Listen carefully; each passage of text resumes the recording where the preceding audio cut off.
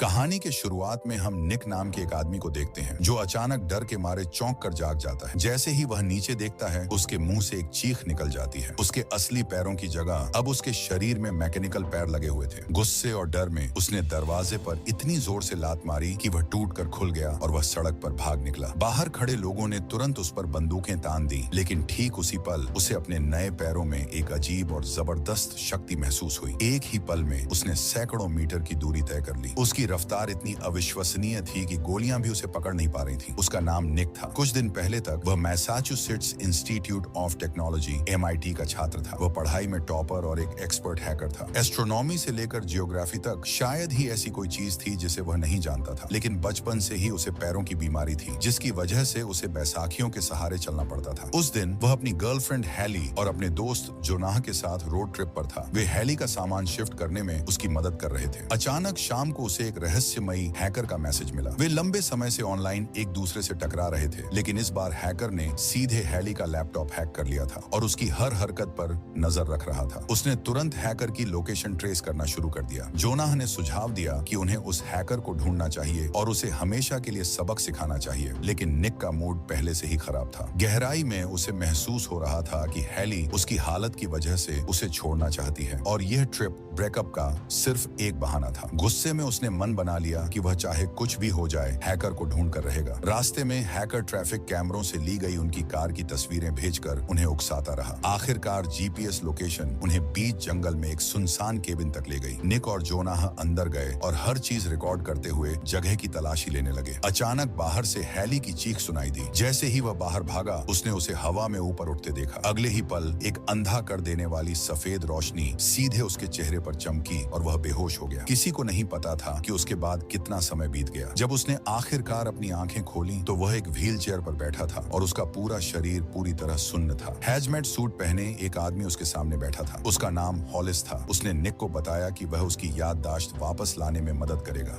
Hollies ने समझाया कि वे एलियन जीवों के संपर्क में आए हैं और शायद संक्रमित हो गए हैं। डॉक्टर कई दिनों तक उससे पूछताछ करते रहे, लेकिन निक को समझ नहीं आ रहा था कि यहाँ क्या हो रहा है। वह जोनाह और हैली से मिलना चाहता है, लेकिन कोई उसे उनके बारे में कुछ नहीं बताता। फिर एक सुबह जब उसे डॉक्टर के पास ले जाया जा रहा होता है तो वह अचानक एक कमरे के अंदर बेड पर हैली को लेटे हुए देखता है। वह उससे मिलना चाहता है, लेकिन वे उसे ऐसा करने नहीं देते। उसके बाद वह अपने कमरे में लौट आता है और वापस आने पर उसे दूसरे कमरे से अपने दोस्त जोनाह की आवाज आती है। वह जोनाह को आवाज लगाता है और उससे कहता है, आज मैंने हैली को देखा, लेकिन उन्होंने मुझे उससे मिलने नहीं दिया। साथ ही मैं अपने पैरों को महसूस नहीं कर पा रहा था। जोनाह उसे बताता है कि उन्होंने उसे कोई ड्रिंक दी थी और उसके बाद से उसका दिल सामान्य महसूस नहीं कर रहा है। अब दोनों तय करते हैं कि वे अपने आसपास जो कुछ भी देखेंगे सारी जानकारी एक दूसरे के साथ साझा करेंगे। इसके बाद निक अपने आसपास की हर चीज का बारीकी से निरीक्षण करना शुरू कर देता है। वह ध्यान से देखता है कि कौन सा कोड कौन सा दरवाजा खोलता है और किन लोगों को उनसे बात करने की अनुमति है। एक बार फिर डॉक्टर निक को मिलने के लिए बुलाते हैं। वे उसके सामने अलग अलग आकार की कई चीजें रखते हैं और आकारों और रंगों के बारे में उसकी समझ का परीक्षण करने की कोशिश करते हैं, लेकिन निक कुछ भी जवाब देने से इनकार कर देता है। वह कहता है, जब तक तुम मुझे हैली से नहीं मिलने दोगे मैं तुम्हें कुछ नहीं बताऊंगा। इस वजह से डॉक्टर निक को हैली के पास ले जाने के लिए मजबूर हो जाते हैं, लेकिन यह बेकार है क्योंकि वह कोमा में है। इसके बाद निक अपने कमरे में वापस आता है और जोनाह को ये सब बातें बताना शुरू करता है, लेकिन अचानक दूसरी तरफ से जोनाह की आवाज आनी बंद हो जाती है। उसी समय वहाँ एक गाय पर भी प्रयोग किए जा रहे होते हैं। फिर अचानक लाइट चली जाती है और कोई सुविधा फैसिलिटी से भाग जाता है। निक भी जाकर एक अंधेरे बाथरूम में छिप जाता है। जब लाइट वापस आती है तो दो लोग उसे बाहर ले आते हैं। यहाँ निक दीवारों पर बहुत गहरे निशान देखता है। इसके बाद वह डॉक्टर के पास जाता है और उससे पूछता है कि जोनाह कहाँ है। डॉक्टर उसे बताता है कि जोनाह को यहाँ कभी लाया ही नहीं गया था। निक कहता है, यह असंभव है, मैं उससे बात कर सकता था। डॉक्टर इसका कोई जवाब नहीं देता। अब जब निक अपने कमरे में लौटता है तो वह जोनाह को आवाज लगाता रहता है और उसे बात करने की कोशिश करता है, लेकिन दूसरी तरफ से कोई जवाब नहीं आता। इससे साफ हो जाता है कि जोनाह यहाँ से भाग निकला है। इस वजह से निक फैसला करता है कि वह हैली के साथ यहाँ से भाग जाएगा। इन सभी दिनों के दौरान उसने सभी कोड लिख लिए हैं और हर उस रास्ते को याद कर लिया है जिससे वह इस जगह से बाहर निकल सकता है। वह हैली के साथ भागना शुरू करता है और जैसे ही वह आखिरी दरवाजे तक पहुंचता है डॉक्टर अचानक वहां प्रकट होता है और उसे पकड़ लेता है। उसके बाद निक बेहोश हो जाता है। जब वह जागता है तो देखता है कि वह हैली के ठीक बगल वाले बिस्तर पर लेटा है। इससे पहले कि वह उसे छू पाता वहां के कर्मचारी उसका हाथ पकड़ लेते हैं। हैली एक बार फिर बेहोश हो जाती है। अब निक वहां के स्टाफ के साथ लड़ने लगता है और संघर्ष के दौरान वह बिस्तर से नीचे गिर जाता है। इस वजह से स्टाफ डर जाता है और कमरे से से भाग जाता है। निक तब ध्यान देता है कि उसके असली पैर काट दिए गए हैं और उनकी जगह रोबोटिक पैर लगा दिए गए हैं और अब वह वास्तव में चलने में सक्षम है। ये रोबोटिक पैर अविश्वसनीय रूप से शक्तिशाली हैं और अपनी ताकत से वह दरवाजा तोड़ देता है। जो कोई भी उसके सामने आता है वह उन पर हमला करता है और आगे बढ़ता रहता है। हैली भी उसके साथ है। फिर जब वे लिफ्ट के जरिए नीचे जा रहे होते हैं तो डॉक्टर निक के पास आता है और कहता है, अगर तुम यहाँ से बाहर गए तो एलियंस तुम्हारे लिए खतरा होंगे, तुम्हें यहीं रुकना चाहिए। लेकिन निक डॉक्टर की बात नहीं सुनता। एक लंबी सुरंग से गुजरते हुए वह आखिरकार सुविधा फैसिलिटी से बाहर निकल जाता है। जैसे ही वे बाहर आते हैं हैली को भी होश आ जाता है। दोनों चारों ओर देखते हैं और महसूस करते हैं कि वे एक बंजर सुनसान इलाके में हैं, जहां मीलों तक कुछ भी दिखाई नहीं दे रहा है। इसी तरह दोनों अंततः एक सड़क पर पहुंचते हैं जहां एक कार आती है। वे ड्राइवर से लिफ्ट मांगते हैं। कार के अंदर एक बूढ़ी औरत है और वह उन्हें लिफ्ट देने के लिए तैयार हो जाती है। लेकिन कुछ दूर चलने के बाद बूढ़ी औरत अजीब बातें करने लगती है। फिर वह अचानक सड़क के बीच में कार रोक देती है और बहुत डरावने तरीके से जोर जोर से हंसने लगती है। निक और हैली दोनों डर जाते हैं और जल्दी से कार से बाहर निकल आते हैं। पास ही एक गैस स्टेशन है, इसलिए निक हैली को वहां ले जाता है। वह उसे एक ट्रक पर बैठा देता है जबकि वह खुद वहां के फोन से अपने घर फोन करने की कोशिश करता है, लेकिन यह बेकार है क्योंकि फोन टूटा हुआ है। उसी पल वह ध्यान देता है कि जिस ट्रक के पास उसने हैली को बैठाया था वह अब वहां से जा रहा है। हैली भी उस ट्रक के अंदर है। निक तुरंत समझ जाता है कि ट्रक ड्राइवर डॉक्टर के लिए काम करता है और उसे वापस सुविधा फैसिलिटी ले जा रहा है। इस वजह से वह ट्रक का पीछा करना शुरू कर देता है। चौंकाने वाली बात यह है कि वह अपने रोबोटिक पैरों की वजह से बहुत तेज भाग रहा है। जैसे ही वह ट्रक के पास पहुंचता है ड्राइवर दरवाजा खोलता है और उसे नीचे गिरा देता है। लेकिन अब निक किसी भी कीमत पर हैली को वापस लाना चाहता है, इसलिए एक बार फिर वह ट्रक का पीछा करना शुरू करता है। भले ही ट्रक बहुत तेज गति से चल रहा है, वह अपने नए रोबोटिक पैरों का उपयोग करके उसे पकड़ने में कामयाब हो जाता है। ट्रक के अंदर हैली को एक बंदूक मिलती है, इसलिए वह ट्रक ड्राइवर को बंदूक की नोक पर पकड़ लेती है। फिर वे दोनों ड्राइवर को वहीं बाहर फेंक देते हैं और खुद ट्रक लेकर भाग जाते हैं। बहुत लंबी दूरी तय करने के बाद वे आखिरकार एक बंद मोड़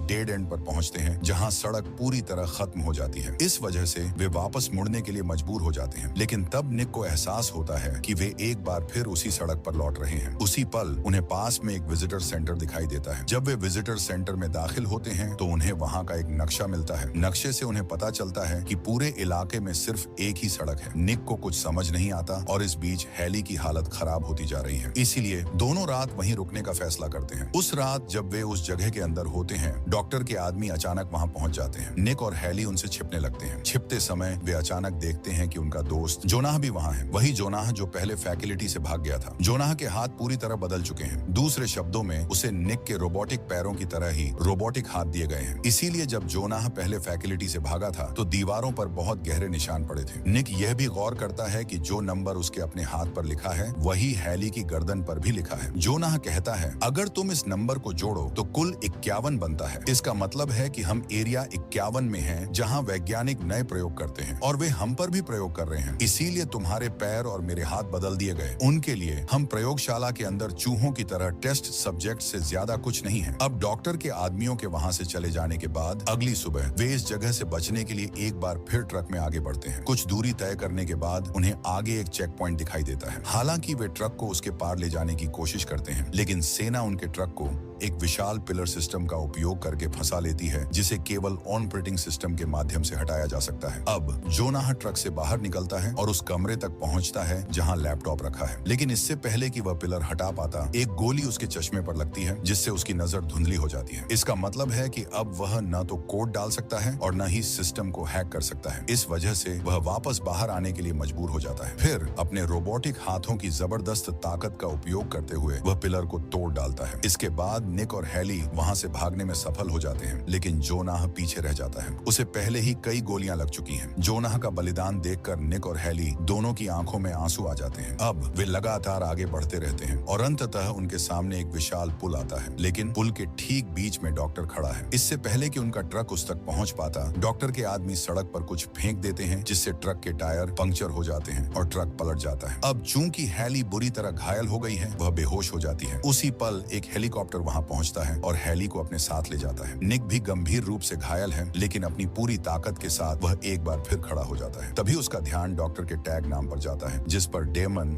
डेमन लिखा है। वास्तव में डॉक्टर का नाम डेमन है और जब निक इसे उल्टा पढ़ता है तो उसे एहसास होता है कि यह वास्तव में नोमैड बनता है। वही हैकर जिसने उन्हें रहस्यमयी संदेश भेजे थे और जिसने उनके कॉलेज के सर्वर को हैक किया था, जिसका दोष निक और उसके दोस्त पर मढ़ा गया था। अब डॉक्टर आखिरकार खुद सब कुछ स्वीकार कर लेता है। वह कहता है, हाँ, मैं ही था जिसने तुम्हारे कॉलेज के सर्वर को हैक किया था और दोष तुम पर और तुम्हारे दोस्त पर डाला था। हमने हैली के सिस्टम को भी हैक किया और उसके अकाउंट से तुम्हें मैसेज भेजे। हमने तुम्हें उकसाया ताकि तुम अंततः हमारे पास पहुंच जाओ। आज तुम्हारे दोस्त जिस भी हालत में हैं, उसके जिम्मेदार तुम हो। फिर वह सच्चाई बताते हुए कहता है, हम इंसानों पर एलियन तकनीक का इस्तेमाल करते हैं। हमने अब तक जितने भी लोगों पर प्रयोग किए हैं, उनमें से तुम हमारे सबसे अच्छे सब्जेक्ट हो, जिसने रोबोटिक पैरों को अपने शरीर और दिमाग के साथ पूरी तरह से ढाल लिया है। इसका मतलब है कि तुम हमारा सबसे सफल प्रयोग हो। ये सब सुनकर निक को बहुत गुस्सा आता है। अपने रोबोटिक पैरों की शक्ति का उपयोग करते हुए वह पुल की ओर अविश्वसनीय गति से दौड़ने लगता है। उसकी गति अविश्वसनीय रूप से तेज हो जाती है और अचानक वह एक अदृश्य दीवार से टकराता है। प्रभाव के कारण वह दीवार के दूसरी ओर चला जाता है। जब वह अपने पीछे देखता है तो उसे डॉक्टर वहां खड़ा दिखाई देता है। डॉक्टर अपना हेलमेट हटाता है और अब निक को एहसास होता है कि वह इंसान बिल्कुल नहीं है, वह वास्तव में एक रोबोटिक एलियन है। इसके बाद निक अपने आगे देखता है और उसे बाहरी अंतरिक्ष आउटर स्पेस दिखाई देता है। उस पल उसे समझ आता है कि वह अब पृथ्वी पर नहीं है, बल्कि एक एलियन स्पेसशिप के अंदर है। स्पेसशिप का नंबर भी 23,541 है, बिल्कुल वही नंबर जो उसके हाथ और हैली के कंधे पर लिखा था। इसका मतलब है कि यह कभी एरिया 51 था ही नहीं। इसके बजाय ये रोबोटिक एलियंस का एक एलियन जहाज है और वे इंसानों पर अपनी तकनीक का परीक्षण कर रहे हैं। फिल्म की कहानी यहीं खत्म होती है। अगर आपको ये रोमांचक कहानी पसंद आई हो तो वीडियो को लाइक करें और ऐसी ही और दिलचस्प मूवी एक्सप्लेनेशंस के लिए हमारे चैनल को सब्सक्राइब जरूर करें। शुक्रिया।